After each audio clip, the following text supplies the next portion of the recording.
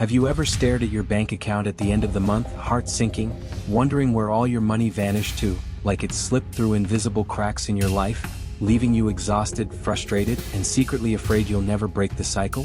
You promise yourself you'll save more, budget better, but deep down, that nagging voice whispers you're just not cut out for it, that financial security is for others, not you. I feel that weight with you, the quiet shame of unkept resolutions, the fear that your past mistakes define your future. What if Carl Jung, the sage who unveiled the archetypes shaping our souls, showed us that your struggle with money isn't about willpower, it's about hidden forces in your psyche dictating your every spend. This could be the mirror you've avoided, but facing it might finally set you free.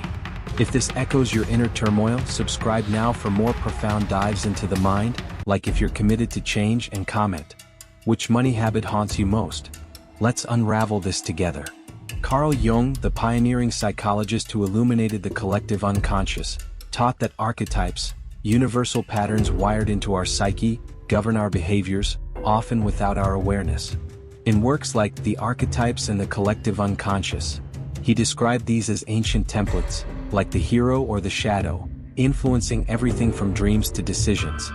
Applied to money, inspired by Jungian thinkers like Deborah Price, who pioneered money archetypes, we see how these forces sabotage our saving. Money isn't just currency, it's psychic energy, a symbol of security, power, and self-worth. When misaligned, it drains us, echoing Nietzsche's warning in Thus Spoke Zarathustra, about the last man who squanders potential for comfort. Historically, from ancient Rome's debt crises to the Great Depression, unconscious patterns have toppled fortunes. But here's the twist: your inability to save might not be laziness, it's an archetypal rebellion against your true self. Let's confront this personally. You might impulse buy to fill an emotional void, then regret it, cycling through guilt. That's your unconscious at play, Jung would say, the persona masking deeper fears. We'll explore 8 money archetypes, drawing from Jung's framework, showing how they hinder or help saving. These aren't fixed, they're teachers for individuation, Jung's path to wholeness. First, the innocent, the ostrich in the sand. Characteristics: you bury your head, avoiding bills, statements, anything financial, overwhelmed by complexity. Strengths: trusting, open-hearted. Weaknesses: denial leads to poor choices, reliance on others. Quote from Money Coaching: innocents live in denial, burying their heads so they won't see what's around them. Impact on saving: you can't save what you ignore, expenses pile up unchecked.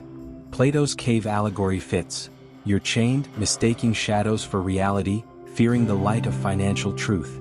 Story: my friend Mia, a creative soul, ignored her finances until debt collectors called.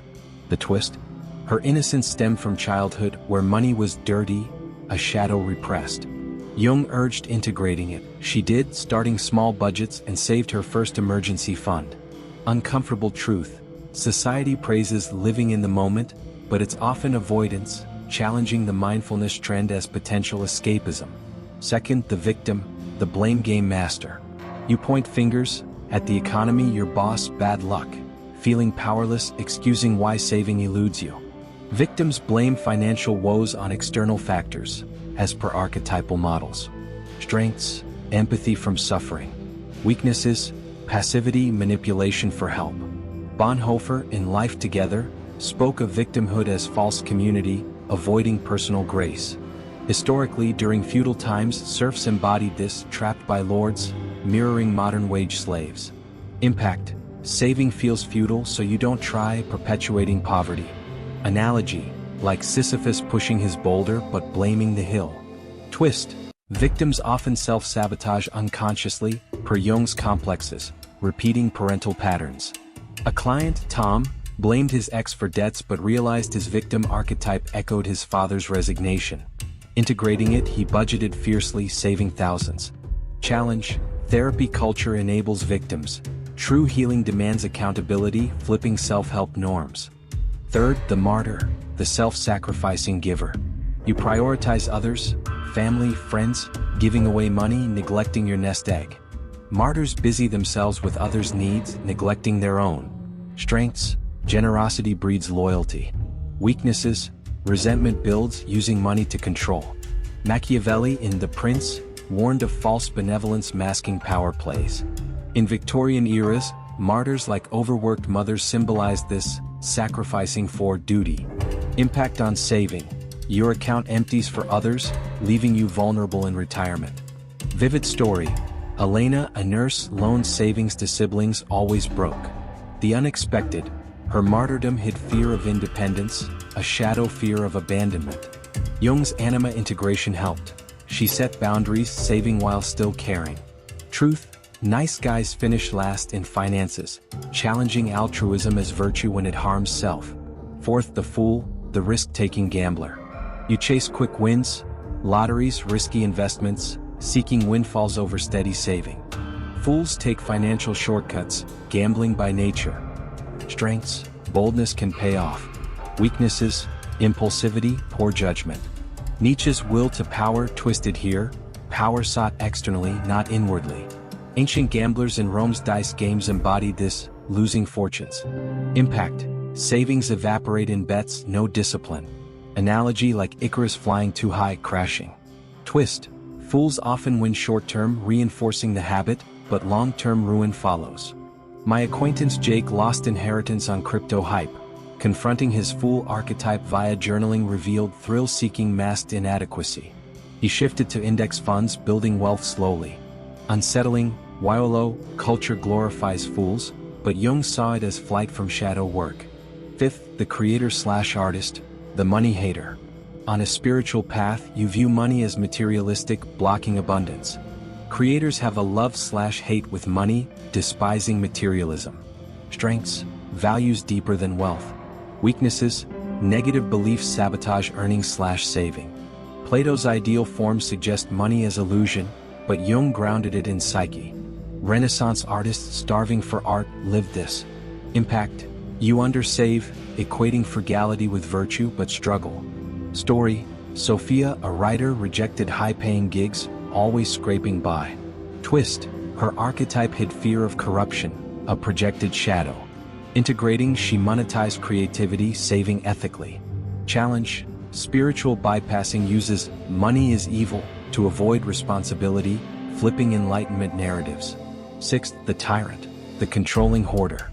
You amass money but fear loss, using it to dominate. Tyrants use money to manipulate, hoarding out of fear. Strengths, accumulates wealth. Weaknesses, isolation, paranoia. Machiavelli's prince as tyrant, ruthless for power. In Gilded Age tycoons this reigned. Impact, you save excessively but joylessly, not spending wisely. Analogy, dragon guarding treasure, never enjoying. Twist, tyrants hoarding stems from inner poverty, per Jung. A businessman I knew controlled family finances, alienating all. Therapy revealed orphan archetype. Balancing, he gave charitably, finding peace. Truth, wealth without purpose is prison, challenging capitalist, more is better. Seventh, the warrior, the conqueror who saves. Focused, decisive, you build wealth strategically. Warriors conquer the money world, adept investors. Strengths, discipline aids saving. Weaknesses, overly aggressive, missing nuances. Nietzsche's Overman embodies this, self-mastery. Historical warriors like merchants and Silk Road thrived. Impact, excellent saver but burnout looms. Story, balanced warriors save sustainably. Eighth, the magician, the alchemist of wealth. Ideal type, transforms beliefs, manifesting abundance consciously. Magicians manifest financial reality, claiming power. Strengths, harmonious saving. Weaknesses, requires shadow integration. Jung's alchemical process, turning lead to gold. Bonhoeffer's grace in crisis mirrors this transformation. Your struggles, impulses, fears, are these archetypes calling for attention. Jung said, until you make the unconscious conscious, it will direct your life. By recognizing yours, perhaps via quizzes, you integrate saving not just money but your soul. But linger here. What if your broke state is the psyche's mercy, forcing you to awaken? Let that provoke as you act. Thank you, reflect, transform, prosper.